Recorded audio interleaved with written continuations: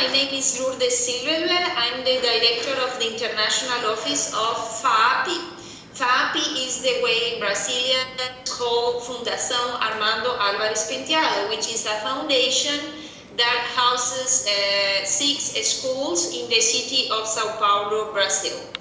FAAP started in 1947 as a school of arts, and nowadays it's a very well-known private institution located in the city of Sao Paulo, but it also has 2 other campuses in Ribeirão Preto and São José dos Campos. Ribeirão Preto, for you to know, is the Center for Agribusiness, is located in the state of Sao Paulo also, and São José dos Campos is an industrial city located more or less 40 minutes from the city of Sao Paulo.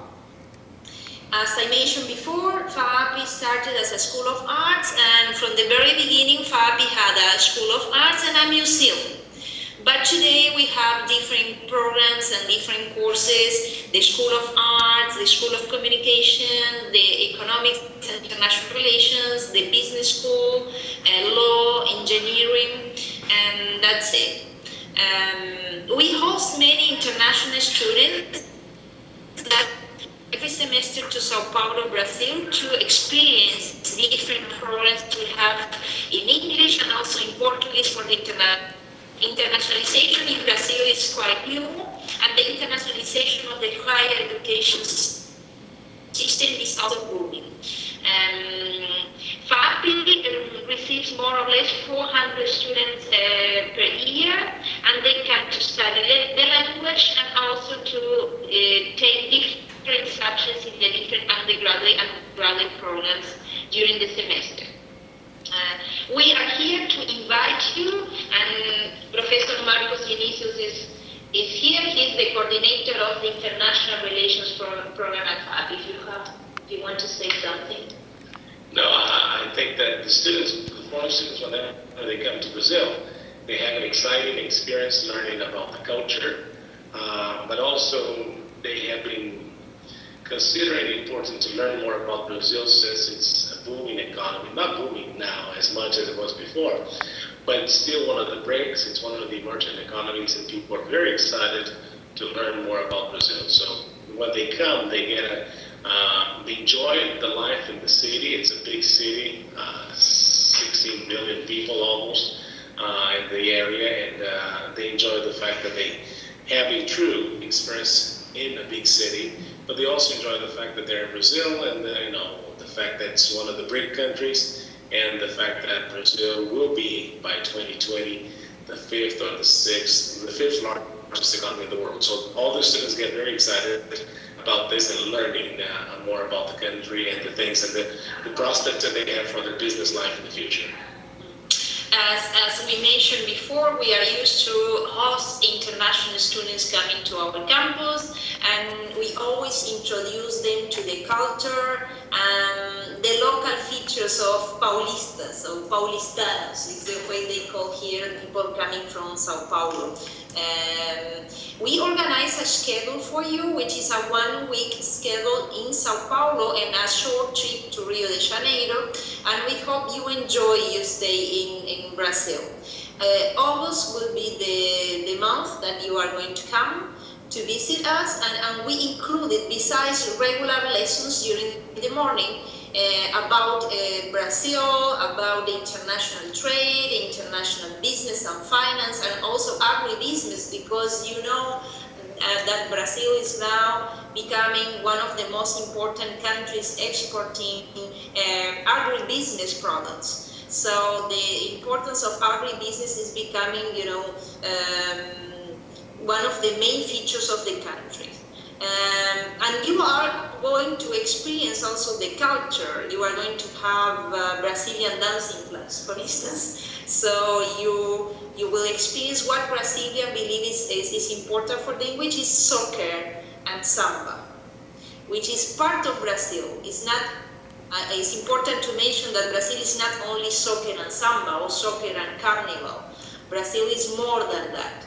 And the idea of visiting Brazil is for you to know how important is becoming Brazil in the international scenario, and also the importance of the industry, the agribusiness, and the different things that the country is facing. Energy issues and all this stuff. But also the culture is important, and we have to recognize that soccer and samba are important for Brazilians. So it's important for you to know about that.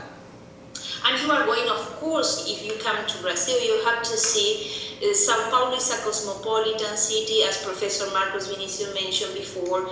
We have people coming from different countries, and we have a mixture of cultures. This mixture is magnificent in Sao Paulo, and you will see it through the gastronomy and the different districts in the city of Sao Paulo. But of course, everyone who comes to Brazil wants to see Rio de Janeiro, right? So Rio de Janeiro is a very, very nice town. It's a beautiful city, and of course we had to include in your trip a short trip to Rio de Janeiro. And you are going to experience Rio de Janeiro. It's going to be more a cultural trip. In your program also, you are going to have some company visits. And the company visits are part of the experience of getting to know Brazilian companies, Brazilian industry, and the Brazilian way of doing business, which is the subject that Professor Marcos Vinicius teaches at FAAP. We hope you to come. We hope you to get ready to come to Brazil and to experience this country. Brazilians are very, very kind, and they're welcome international students, and they are ready to help you in anything you may need during your stay in Brazil. I will, leave Professor Marcos Vinicius to talk a little bit about the country if you want to. It's just summing up what it is to talk about Brazil and to talk about the importance of Brazil today, which is part of the classes you are going to have here when you come in August. So from my side, I say you goodbye for now, and I hope to see you here in Brazil. Before Professor Marcos Vinicius explain about Brazil, I want to introduce Leticia. Hello everybody, my name is Leticia. I work here in the international office of FAAP, and I will be assisting you here in all the things you may need here, the academic part and as well as the personal side, whatever you may need. So you can count on me, and I hope to see you here in August, and it will be a great experience for sure. So I'm going to give the word to Professor Marcos Vinicius. Bye everybody. So bye guys, see you in Sao Paulo very soon, and we give you Professor Marcos Vinicius. So, do you have any questions so far? No, going good. Do you have any questions? No, it's perfect. Okay, so why Brazil and why now? Well, in 1980s, Brazil was a country that went through a major economic crisis in which inflation was very high and it was very difficult for the country to progress. Now, time went by until the year 1994 came and Brazil introduced a new currency, the real. Now, the fact that Brazil introduced a new currency allowed the country to stop inflation and help the population start developing a little more. So what you see was a major social inclusion that was started happening in 1994 with the advent of a new currency. Now, time went by and this currency became stronger and Brazil started playing a more relevant role internationally. Now, economic-wise, one of the important things that happened to Brazil was the fact that a few years ago, Brazil finally reached an investment grade. And that's when all the foreign companies started looking into Brazil as a reliable place for them to invest. Not that it wasn't before, but the fact that in the 80s we had problems with inflation and problems with the economy, people were not willing to invest as much. Now, when Brazil became an investment grade country, that's when foreign currencies started pouring into Brazil. And one of the greatest things that happened is that during that time also, an economist from Goldman Sachs created the term BRICS. And we have to say that we basically got some free advertisement for Brazil because we got together with China, Russia, and India. And we were placed together as the countries of the future. meaning that most of the economic growth in the world would not come from the developed world, but would come from these four countries that have a planned and enforced growth. So by 2050, you see these four countries basically being the China being number one in the world, then the United States and India, then Brazil and Russia as the largest economies in the world. So this is what makes Brazil different. We used to be considered the country of the future, and all of a sudden Brazilians realized that we had a major opportunity in the future. Now, one important thing is that, of course, you have to remember it's still an emerging country. It has the problems of an emerging country, but it has a lot to grow. It is an established democracy.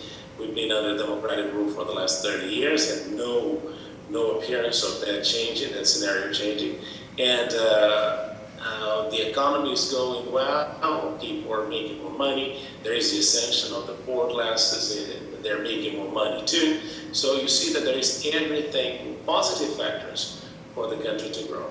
What are its challenges? The major challenge that Brazil has is adjusting its political system, making sure that the mismatch between the political discourse and the economic discourse, they eventually come together, and the infrastructure issue. So if I were to tell you what are the major problems, is that we need to build up our infrastructure, and that's where foreign investments and where foreign technology is needed.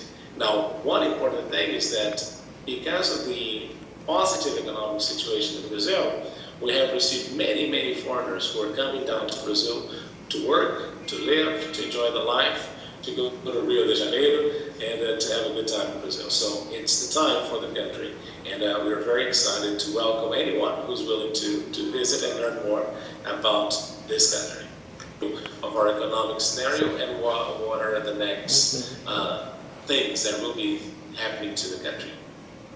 Thank you.